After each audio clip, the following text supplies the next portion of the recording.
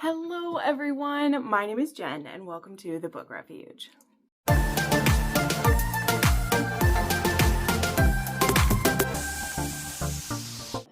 Interesting. Hey guys, welcome to another recommendation video, and today is another one of honestly like my favorite videos to do because it's one of the easier videos to do, and I also think that it's really fun for you guys because you respond really well to these videos. This is going to be 5 random recommendations. Most of these ones are older and they're just ones I want to talk about, but I do have one that is actually the book that I just finished because it just gave me all the warm and fuzzies.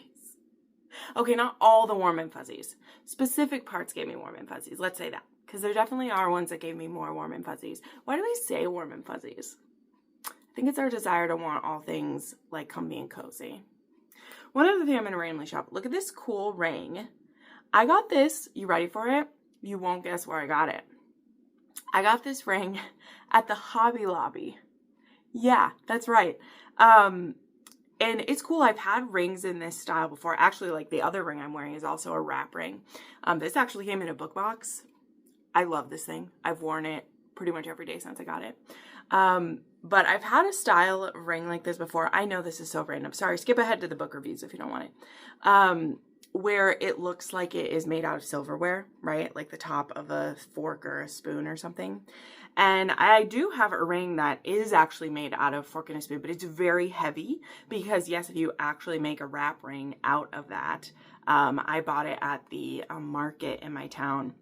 And if you actually buy one that is made out of that, like they're pretty thick because the person who makes it, it was fun. I got to like talk with him because he would like adjust the ring for you because it is a wrap ring, but like it's not easily, you know, spread out. Whereas one like this, that's a thinner metal, you can like readjust it as your, you know, fingers swell or things change. But to actually like get it thin enough to be able to bend it into a ring shape and not have it be too thick for your hands or whatever, you then start to kind of lose some of the design. So anyway, it was very interesting. But I was at Hobby Lobby looking for some things in the jewelry aisle for some stuff I'm making for the Fun Favorites book box this month. So much fun.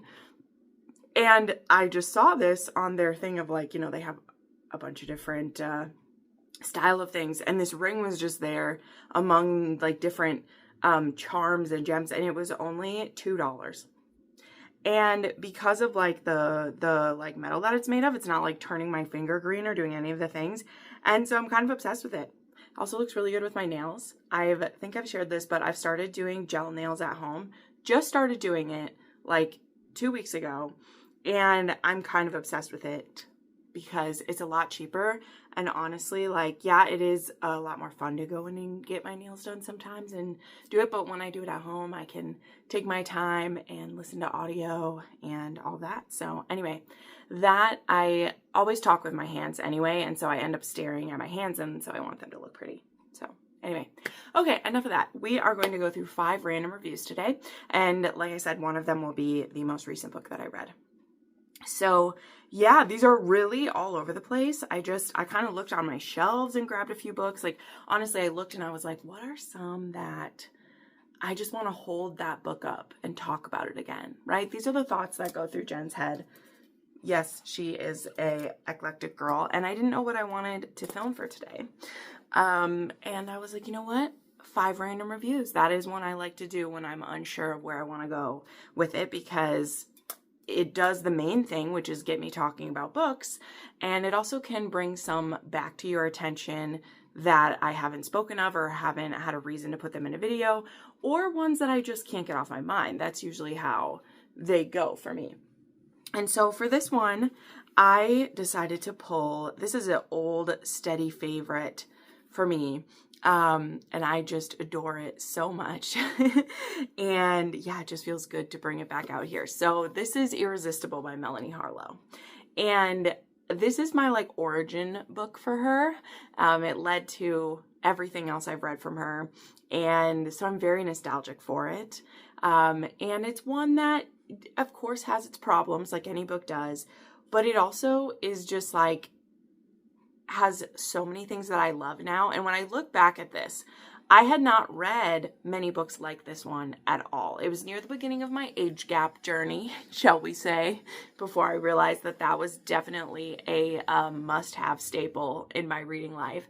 And it also had like the forbidden aspect, it had the nanny aspect, and the single dad aspect. So this book just is the origin story for so many things for me. So if you have never heard of this one, because it is buried a bit in the backlist at this point, though let me check. I think this one, oh yeah, this is a 2019 or so. We're getting back there a bit. But this was the start of her Cloverleaf Farm series, which, like a lot of her world, like all of her books take place within the same world. But I feel like Cloverleaf Farms really kicked off for where her popularity has grown, because from Cloverleaf Farms, we then had the spin-off series from there that, I can't remember what those ones were called, but they spun off. And then she came back to Cloverleaf Farms and did a second generation. And now she did a spin-off that was Cherry Tree Harbor. And now we don't know where she's going next. She actually hasn't announced what she's going next. So anywho, enough of that. What actually is this one about? Okay, so this, we have Mac, who is a single dad of 3. He's a former Marine, and he works at Cloverleaf Farms. He is I think he's like the accountant. I don't know. He does something brainy for a vineyard and like event space and everything. And yeah, he has 3 kids. And Franny is the youngest daughter of the owners. Now, it's not like she's a child. She's 27. So this is actually so funny to me too, because she's 27 and he's 37, okay? This is a 10-year age gap. They're both well above, like this should not be the reason, right? It is funny looking back at this. This is definitely not the most taboo of age gaps. But he definitely feels at a very different point of life than her, being that he has 3 kids and, has gotten out of he was not in a great relationship with his wife, though he was in the Marines. That is very tough on relationships, whether you have the perfect partner raising your kids with or not, That's not easy for anyone. But he needs help sometimes, and Franny often will watch his girls. Now, she has a crush on him. He kind of has a crush on her, so he very much tries to keep the lines between them separate, but he can't stop fantasizing about her, and so it makes him try to be a bit of a jerk to her. But no, he doesn't try to be a jerk. Sorry, the word jerk is on the back of this book. He is not a jerk. He really likes her, but he tries to keep her off limits, and he tries to kind of keep her in like, you're a kid place, which again, super weird choice with her being 27. It's not like she's 21 and you are still thinking of her as a child. Like, I don't even think he worked there when she was a child, right? So anywho, all these things, like Mac just has some interesting ideas in his head. But Franny, she's really into him, and I like this because she's a bit assertive here. So a bit more about Franny is, as I said, she's the youngest of the Sawyer girls, which there are 5. This also kicked off, as I said, the Cloverleaf Farm series, which was about the 5 Sawyer daughters finding love.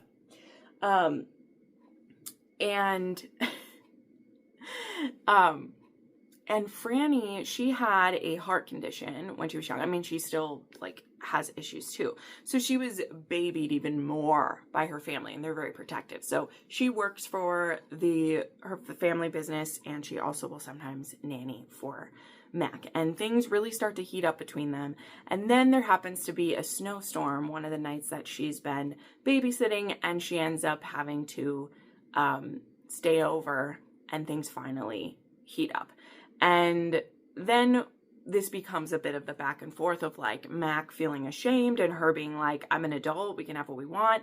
And then the other aspect is he's like, okay, well, also I have 3 kids, you're young, you're gonna want kids. I don't know if I want more kids, those kind of things. So again, in retrospect, this book doesn't have any crazy things keeping them apart. So I personally, if we want to call something a starter book, I think this is a good starter to see if you like babysitting romance, a nanny romance, a single dad, or even an age gap. Because none of those 3 elements in this one really have a taboo to them.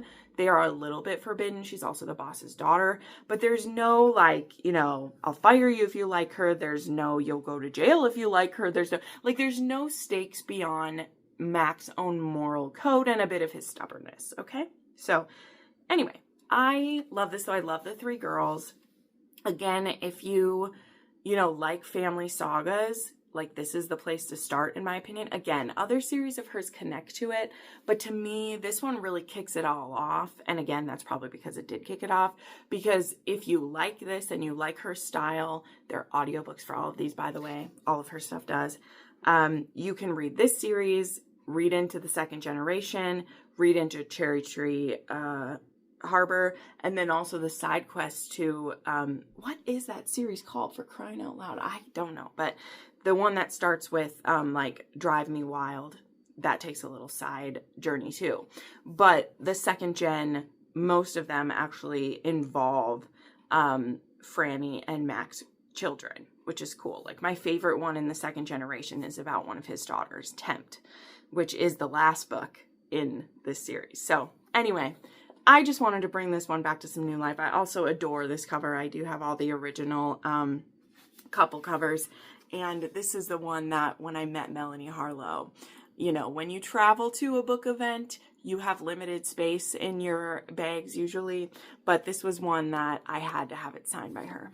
Now we're going to take a shift to something much, much, much darker, because I just got a new edition of this book and I wanted an excuse to hold it up for you guys. But it also is one that I just wanted to revisit a little bit here because it takes on some very heavy elements. I mean, it has a lot of dark romance, it does, of course. But it did it in a way that, like, at the time I had never experienced before. And I had read a lot of this author before. You'll see who I mean in a moment. But this book just took things in a way I never could have thought. And honestly, it was a book that I wanted to put down a few times, but I couldn't. Like, I could not tear my eyes away from the story because I was like, who tells a story like this? Like, who does that? Well, the answer is Pam Godwin, and the book is Deliver. So, yes, I just got this edition from Spiced Book Box. And it was one that, like, this one didn't cost too much. And I, to this point, didn't have a special edition of Deliver. There has been another one done that was just Deliver. But otherwise, the special edition I've seen has been the bind up that has the 3 books in 3 editions. And it is very expensive to try to get a box of it. But this one didn't cost that much. And it's gorgeous. Okay, so Deliver is book 1 in the Deliver series, aka the Freedom Fighters is what I call this series. But the first 2 books in the series, Deliver and Vanquish, they focus on something much different than what we'll get into in further books. So let's just start with this one as it is and talk about Liv and Josh. Okay, so Liv is a woman who has been forced into a very difficult situation. She is used as both the bait and the training tool for young people. They're mostly younger people who are kidnapped and trained for sexual slavery. Okay, and they will get orders from their owner, who it is Van and Liv who do this recruiting. Van is also a very fucked up guy himself. Vanquish is actually his book, but we don't see anything good about him in the beginning. Like, oh my gosh. But we don't know why Van and Liv are forced to do this, but they do, because there's some very high stakes to doing what they do. And they themselves, as I said, had both been trained. And so in the beginning of this, we have Liv, who they have their eyes on a very specific young man that they're supposed to find a virgin, and they're supposed to find someone who looks a very specific way. And so they set their eyes on Josh. Now, Josh is, I believe he is in college in the beginning of this, and he wants to be a minister, and he is just a very good young man. Like, he is. There's no, like, gotcha with that or anything. He's just a good young man. And will hopefully be a good grown man in years to come. But unfortunately, he gets tricked and stolen and kidnapped and taken to this attic where he's tied up and bound and gagged and begins to be trained by Liv to be prepared to be the perfect object, the perfect slave for someone, okay? And Liv specifically is the one tasked with training him. Now Van, it's not that Van won't help or won't step in, but Liv is to put on this Dom persona and train him to react when he's supposed to be prepared to serve his master, and to become the perfect toy, okay? And Liv, though this costs her greatly, and has cost her for many years, because Josh is by no means the first person to be stolen this way. And it costs a lot for her to do this. And again, she's not just doing it for herself. There is a leverage that the captor holds over her that keeps her doing this. And when she comes face to face with Josh, who in all honesty is the purest young man that she's ever come across up to this point, and not just because he's a virgin, but he truly believes in his faith, and he believes that there is goodness in everyone. And when he's faced with absolute terror and evil and the prospect of being someone's slave until he dies, the way that he reacts to it surprises Liv. She didn't think she could be surprised by humanity anymore. And the journey that will take the two of them on, well, Liv is there to train him, and Josh is there to try to get through to Liv, is a story that I have never forgotten, truly. And again, it's not one for the faint of heart. I'm sure everything I've explained to you, we see it in vivid detail, because that is something that Pam Godwin does. But of all the books of hers, well, okay, the Frozen Fate trilogy stands apart at this point, right? But of all the books of hers, the Deliver series shows you, each single book, there's 9 books in this series, by the way. As I said, the first 2 are about Liv, and then Van gets book 2. And then then the series changes, and it's a whole other thing after that. But we get introduced to a lot more characters. But each one of these books in the series, when we get the setup and we understand who's going to be falling in love with each other, you're like, there's no way. Pam, no way. What are you doing? No way. There are characters as morally black as they come within this series. And it makes their HEAs just sing to me. They're so powerful that she's able to do that. So, anyway, I will put a link to this down below. But yeah, the Deliver series. Oh, let me read the quote on the back and we'll move on to the next one. I made a covenant with my heart to stop cutting you with its jagged, damaged edges. Okay, next up, we're going to switch to another book that honestly never really leaves my brain. Parts of it pop up sometimes. And thankfully for completely different reasons than Deliver. Sometimes I look at Deliver and I'm like, how did I read this series? But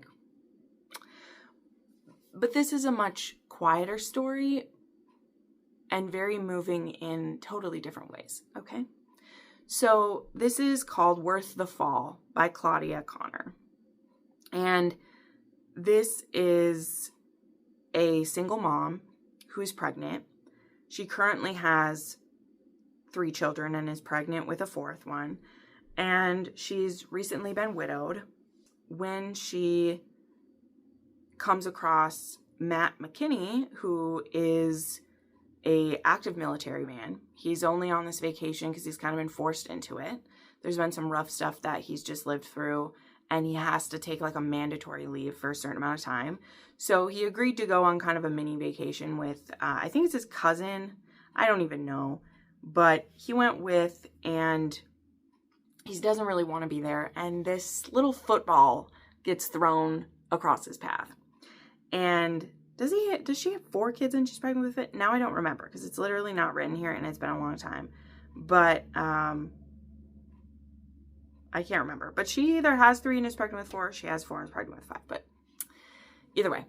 And she's, I think, like 6 months along because it's visible that she's pregnant. And she's recently been widowed.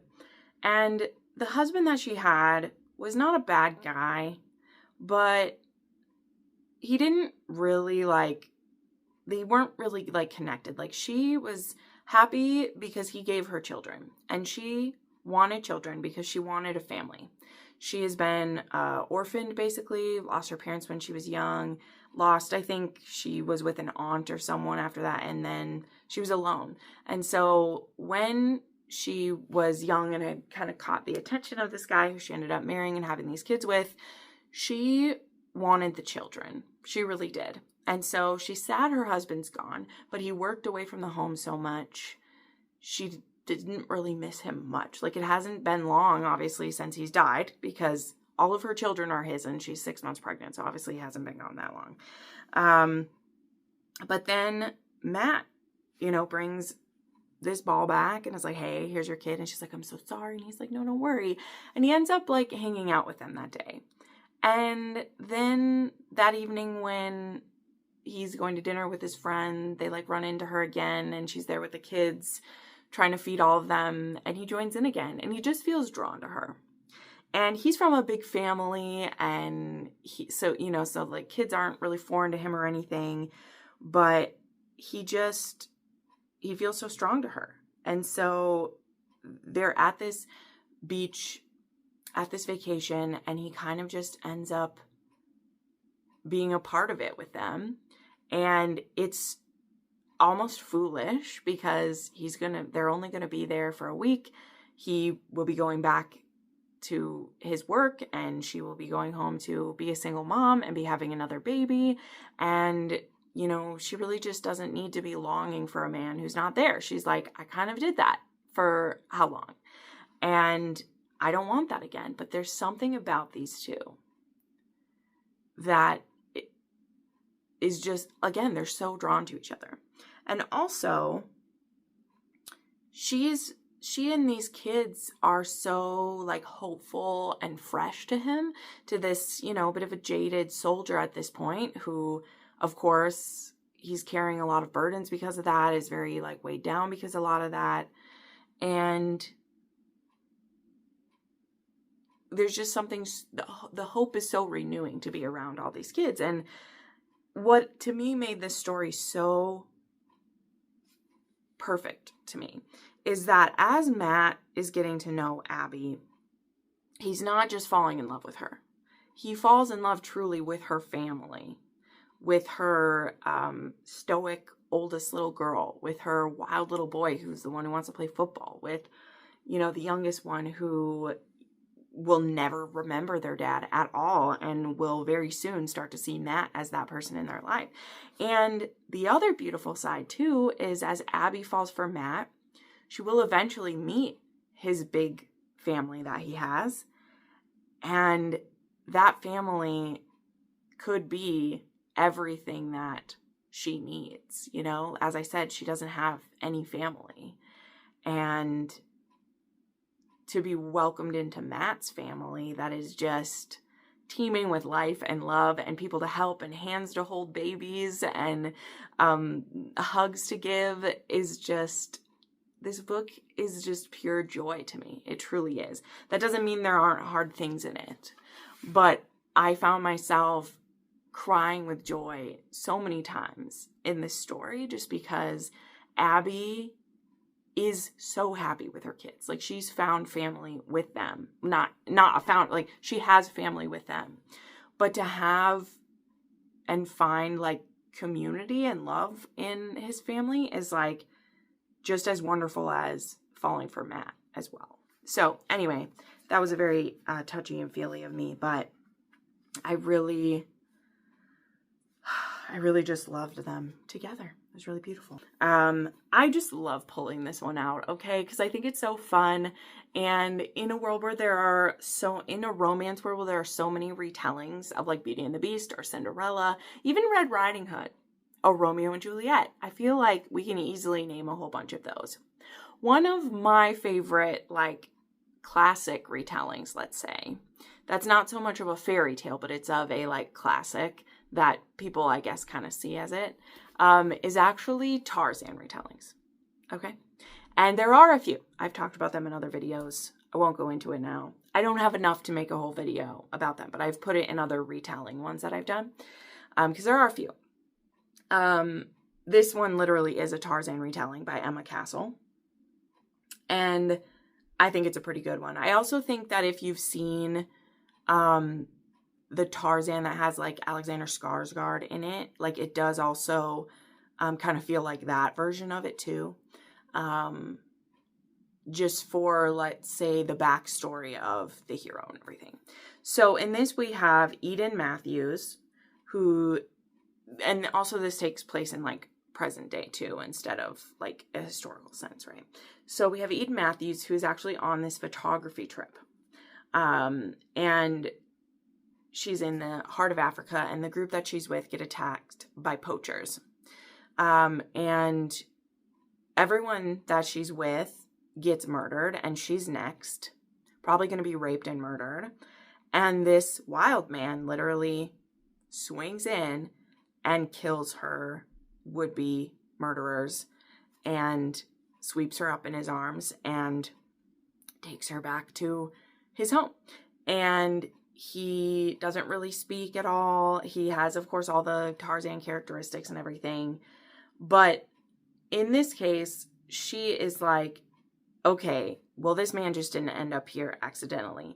And so right from the beginning, she's trying to find out more about who he is. And again, because this one is a more modern time one, it does become a bit easier to find out like who he is and where he's from than it would have in, you know, some of the other versions of the story. So he definitely does like belong to someone, and he belongs to someone pretty powerful. Like his parents were pretty powerful people. So as she learns, and when she takes him back, you know, he has to decide himself, you know, if he wants to give up everything that he's known to go into a world where, you know, he's been in the jungle. He knows what the dangers are. It's animals, you know, it's accidents. But that is a very, like, in your face what the danger could be, right? And when you are in the world of men, as we know, there are much more subtle kinds of danger and much more insidious things like that. And so it isn't just, can he assimilate to our world in, you know, talk and dress and mannerisms, but can he mentally re-enter that kind of situation too? So this is a pretty simple story. It really is. But it also, at the time, was like so refreshing. I'd never read anything like this. And Emma Castle, she really tells some really unique stories. And I truly hope she does get around to The Lord and the Labyrinth. Back when this came out, The Lord and the Labyrinth was supposed to come out in like 2021. That has never ended up happening. But there was like late last year, some stuff she started to share that it would be coming. And if we got that Labyrinth retelling, I would lose my shit, y'all. I would lose my shit. So that's a really fun one. And I always love pointing people back around to it also, because if she gets attention to those books, she may also push forward with that retelling as well. We're going to talk about the last book I read, which I did not mean to read all in one sitting. But quick backstory. I will talk about, of course, this will get talked about in my weekly wrap-up coming up soon. However, I read 2 6-star reads this week, okay? And I was worried about what I was going to read after having that happen, which again, we'll talk about those on the weekly wrap-up, and I'll probably talk about those 6-star books a whole lot. And this is one that I really enjoyed. It wasn't a 6-star read, but I really enjoyed it, and I don't want it to get lost in the shuffle that I know will be a very intense weekly wrap up. Okay, like it's gonna be good, you guys. So the book I want to talk about is actually a Mafia romance, which I know we just had the Mafia Romance readathon, but I was in the mood for it, obviously, still. And also, I always want to read Mafia Romance. That's why a lot of you are here anyway, right? You know how much Jenn loves Mafia Romance. So, this book was called Finn, and it is by Melanie Moreland. And if you guys remember, a couple years back at this point now, was that in 2024 or 2023? I don't remember. But she had a little duet that came out called The Men of the Falls. And The Men of the Falls was about Roman and Aldo, who ran a hotel in Canada, and they were loosely connected with the Italian mafia, but it was more about them running the hotel. At least the first one was, like, Aldo was more about the running of the hotel, and it was a romance between him and one of the ladies who ends up working there. And then Roman was definitely more involved in the syndicate, and his relationship with his wife directly involved, like, that stuff a bit. So Finn and what will be Niall will be the next one coming. She has these also coming as back-to-back releases because they're all written. The audiobooks are done, all that stuff already. And we'll have Finn and Niall, who are the heads of the Irish ones. Now, she did kind of set up the same way where there is, in this one, it's a casino and hotel and stuff that they're running in a nearby city, I believe. And this one was a second chance romance, pining, longing, age gap. This was really good. This was really good. So Finn, we start this book out with Finn O'Reilly. And so he oversees his hotel and the syndicate, and he is buddies with Roman and Aldo. Like, the way that Melanie Moreland's world is set up is pretty much that's why, like, his part of the syndicate, because there is, like, the Italians, the Irish, and did the Bratva also help too? I can't remember. Maybe that's who I don't think our enemies are here too, but they're all pretty collaborative, and they're a bit more, like, highbrow with their illegal activities, as it were, for the most part. And so the kind of, like, enemy in this one is actually some of the cartel has wormed their way in and has actually opened, like, a racetrack. And Finn is a bit, like, not, like, nervous, like he's scared, but he's a bit, like, keeping an eye on what they've got going on over there, because it's like they can run their game whatever they want if they're doing, you know, hustling bets and gambling, like, that's fine. But he just gets a really bad vibe off of them, which I do chuckle a little, because I'm like, you guys are in organized crime too, and you get a bad feeling about them. But of course it means, like, there are rumors that they're into, like, the skin trade, and that is not something that the syndicate will put up with.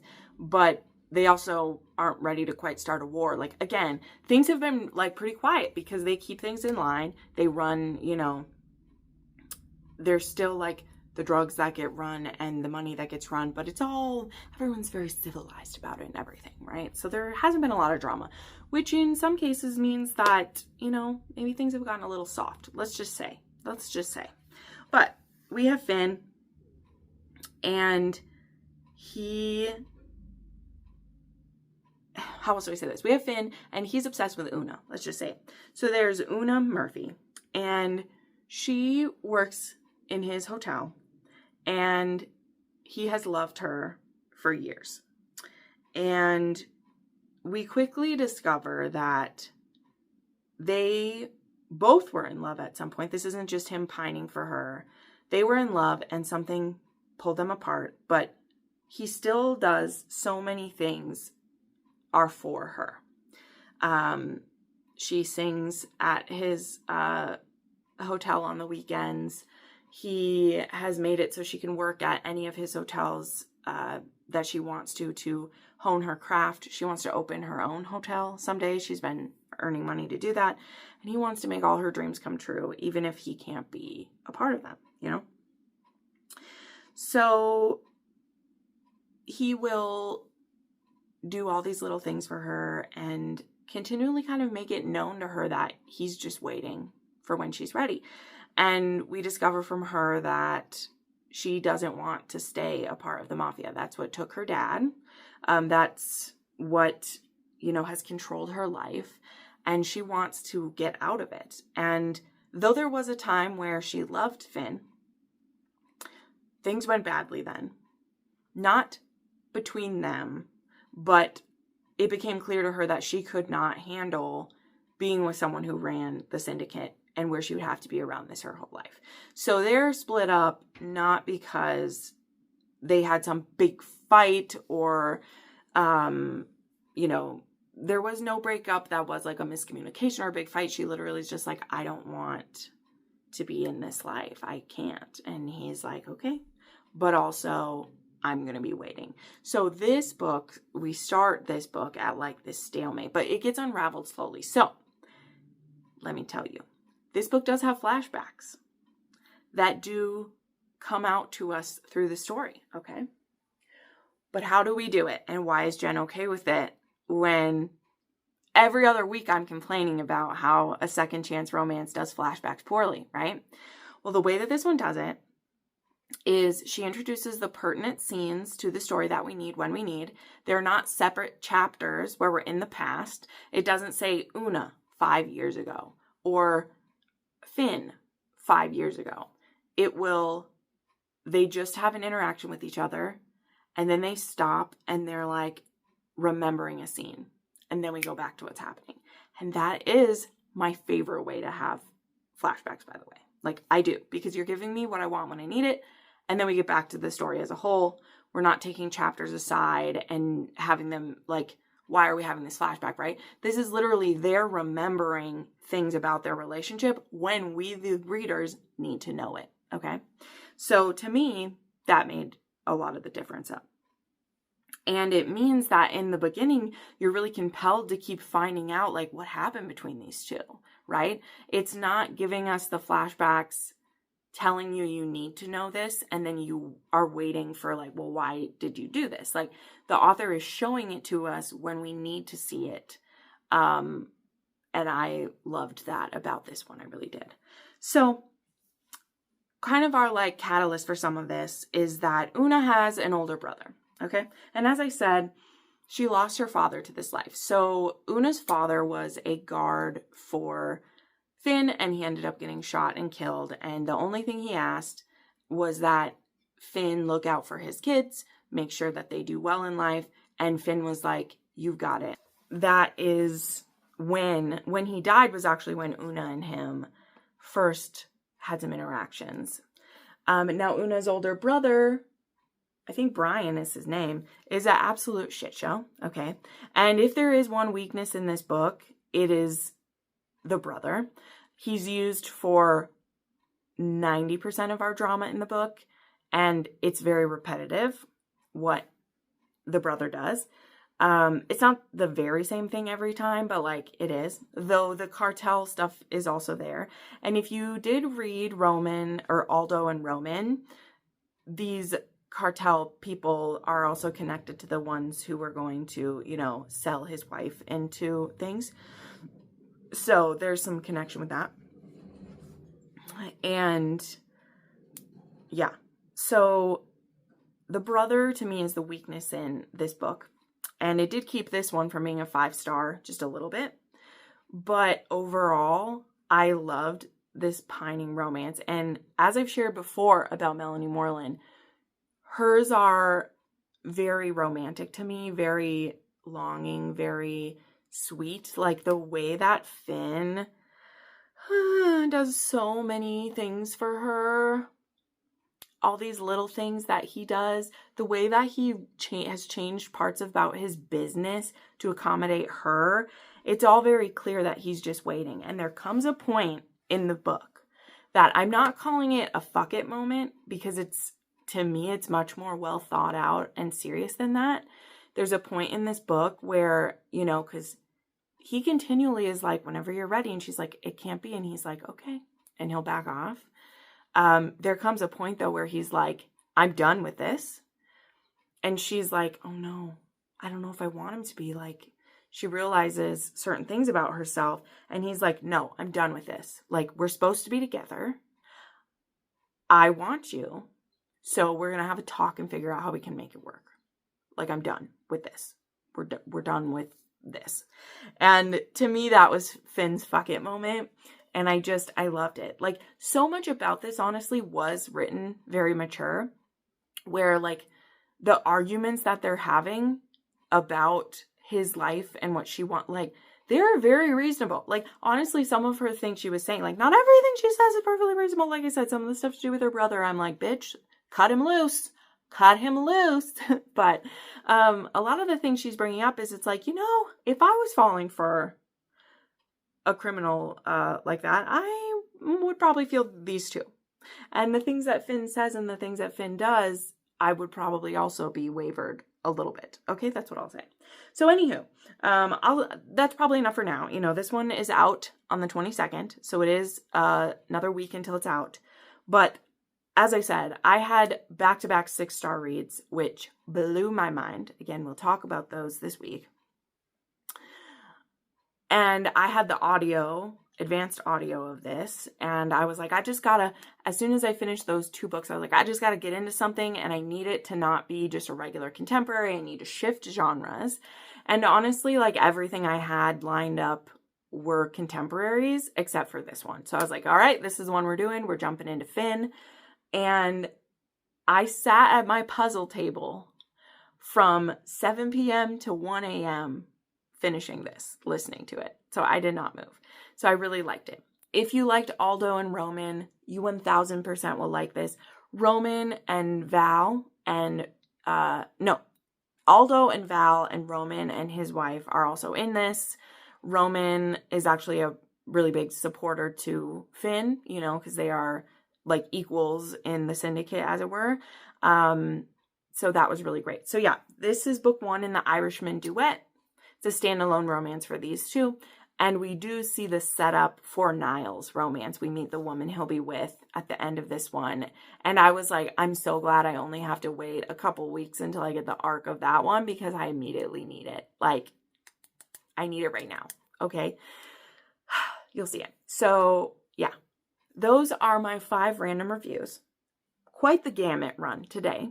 If you're interested in any of these, I will have the links down below so you can buy a copy or pre-order in the case of Finn. And let me know some books that you read recently. Or you can always recommend me a book in my book recommendation form. That's a great way to do it so that I don't lose the recommendation. And yeah, as I said, make sure you tune in to my weekly wrap up, because it's going to be a banger. Okay. It is going to be a banger. All right. Okay. Thanks so much for watching. We'll see you next time. Bye.